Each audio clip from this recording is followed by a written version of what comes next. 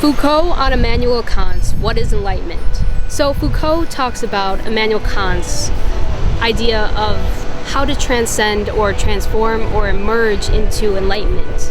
And we transcend into enlightenment through a process known as taking care of ourselves, having responsibility for our own selves.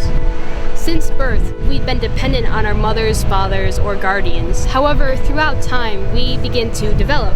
And by 16, 18, 20, 25, whatever it takes, we begin to take on a certain sense of responsibility for ourselves. And we begin to take the journey towards enlightenment.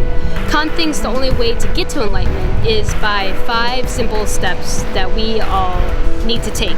The first step is reading. Reading is the fastest way to reach intelligence. It's the fastest way to exercise critical thinking skills. So the more that you read, the smarter that you will get, and the faster you'll get there. The second step is examining our thoughts. We need to start examining our common sense. Socrates famously went around Athens and asked simple questions like, what do you think justice is? To the politicians. And the way that Socrates examined particular thoughts, Socrates cleverly showed that they didn't really have a great conception of justice. They never really critically thought about what justice is. They just took on whatever society said justice is and made it their own idea. So step number 3 is to not to blindly follow other people's reason. So we stay away from following other people's reason through reading, through examining our thoughts, through critical thinking for ourselves. Step number 4 is establishing a critical attitude. On page 39, Foucault talks about what a critical attitude is. A critical attitude is constantly questioning why people do what they do, why common sense is the way that it is, why are norms the way that they are.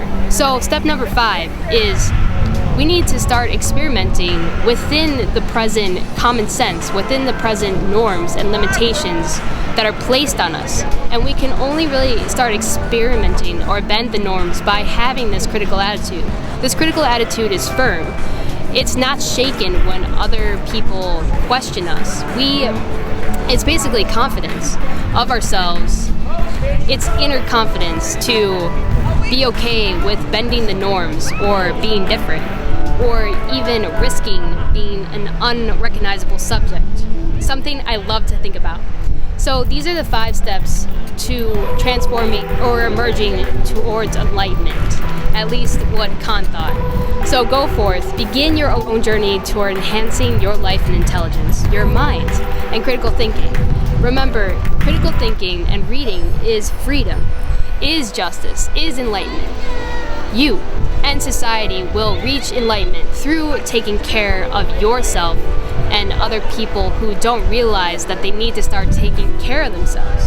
Click the link below and we'll take you to this blog post, which is much more in depth on this topic about how to take care of the self correctly. I look forward to meeting you or speaking with you, and I hope you have a great day. Thanks so much.